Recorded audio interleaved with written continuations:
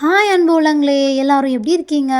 எங்கள் சேனலுக்கு இப்போ வரைக்கும் சப்போர்ட் கொடுத்துட்ருக்க எல்லா அன்பு உள்ளங்களுக்கும் ரொம்ப நன்றி.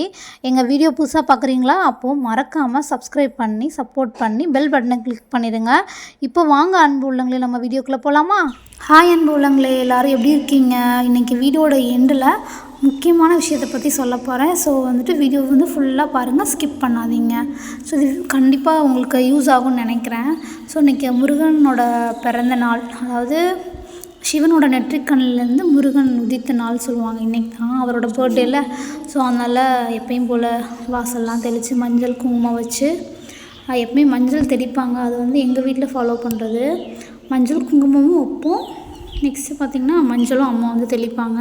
நிலைவாசல்லாம் கோலம் போட்டு, எப்போயுமே நிலைவாசல் கோலம் போடுங்க. அங்கே தான் நம்மளோட குலதெய்வம் இருக்குதுன்னு சொல்லுவாங்க. நான் பன்னீரும் ஜவ்வாதும் கொஞ்சம் மிக்ஸ் பண்ணி அதுக்கப்புறம் தான் நான் அந்த மஞ்சள் மிக்ஸ் பண்ணி அதுக்கப்புறம் கோலம் போட்டு மஞ்சள் குங்குமம் வைப்பேன்.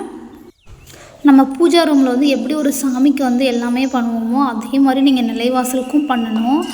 ஸோ ஒவ்வொரு வீக்கும் நீங்கள் எப்போல்லாம் வீடெலாம் தொடச்சி சாமி கும்பிட போகிறீங்களோ நல்ல நாள் அன்றைக்கி நிலைவாசல்லையும் தொடச்சி மஞ்சள் குங்குமம் வச்சு விளக்கேற்றுங்க. நான் பார்த்திங்கன்னா காலையில் எழுந்திரிச்சு குளிச்சுட்டு சாமியெல்லாம் கும்பிட்டுட்டு சாம்பிராணி போட்டேன். நம்ம மோஸ்ட்லி சாமி கும்பிட்றதே வீட்டில் லக்ஷ்மி கடாட்சம் வரணும், இந்த மாதிரி தரித்திரம் இருக்கக்கூடாதுன்னு சொல்லுவாங்க. வீட்டில் செல்வம் சேரணும், கண் திருஷ்டி இருக்கக்கூடாது, மகாலட்சுமி வீட்டுக்கு வரணும்னு சொல்லி தான் நம்ம விளக்கேற்றுருவோம். ஸோ அதுக்கு இந்த 2 பொருளும் ரொம்ப முக்கியம்னு சொன்னாங்க. என்ன அந்த முக்கியமான பொருள் பார்த்திங்கன்னா பஞ்சகவ்ய விளக்கு ப்ளஸ் தசங்க பொடிங்க.